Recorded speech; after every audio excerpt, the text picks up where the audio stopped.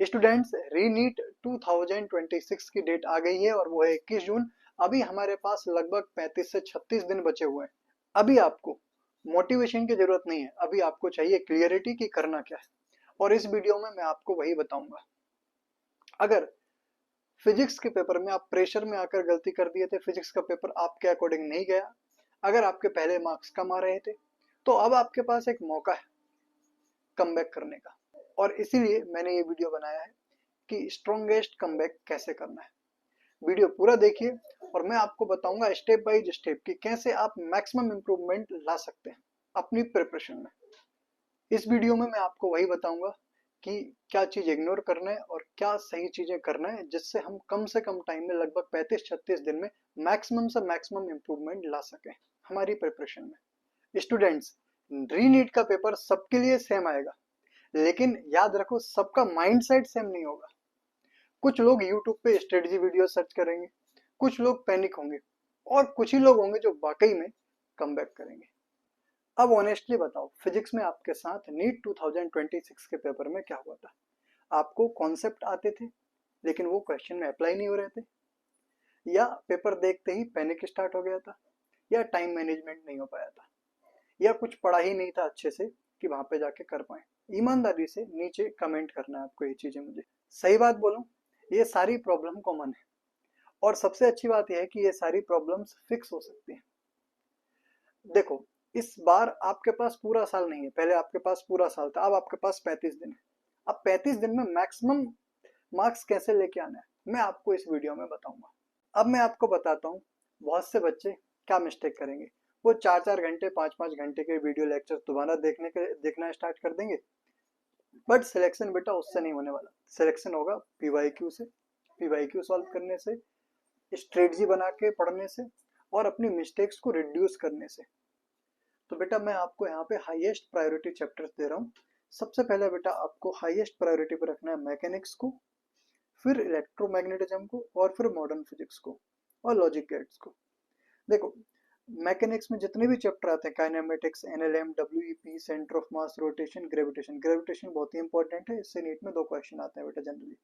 Electromagnetism में आप जैसे जानते हो इलेक्ट्रिसिटी बहुत ही ज्यादा इंपॉर्टेंट है, मैग्नेटिज्म बहुत ही ज्यादा इंपॉर्टेंट है, करंट इलेक्ट्रिसिटी सबसे ज्यादा इंपॉर्टेंट है।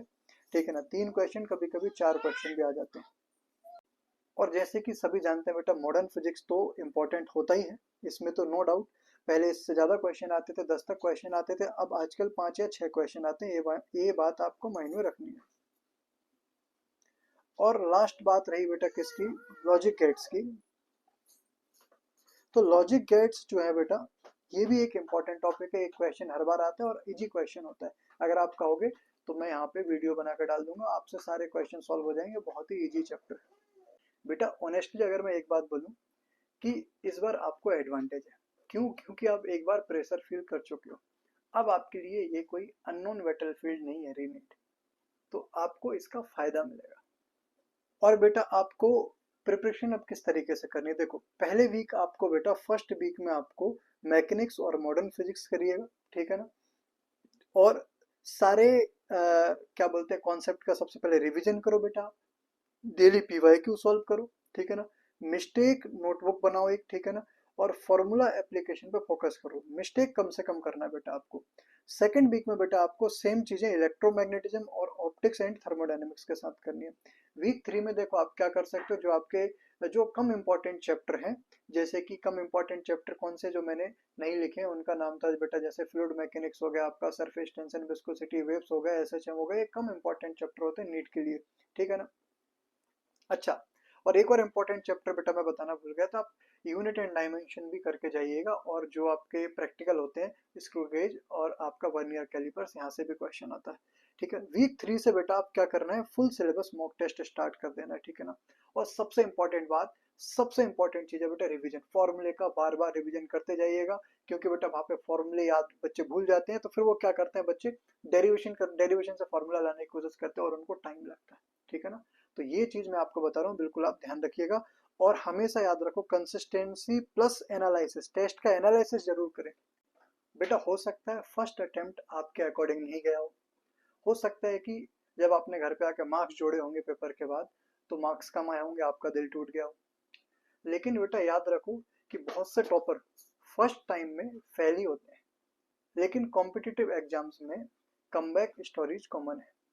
बट फर्क इतना है, कुछ बच्चे जो होते हैं वो कमबैक करते हैं, बाउंस बैक करते हैं, और कुछ बच्चे क्या होते हैं, हार मान लेते हैं, प्रेशर में आ जाते हैं और सही स्ट्रेटजी के साथ पढ़ाई नहीं करते हैं। तो अब आपका मौका है, आपको कमबैक करना है, बाउंस बैक करना है और एक सही स्ट्रेटजी के साथ आपको पढ़ाई करनी है।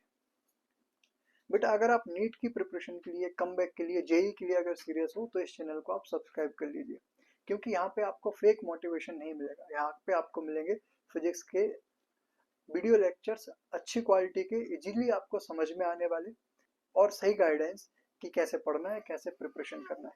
Thank you so much, all the best.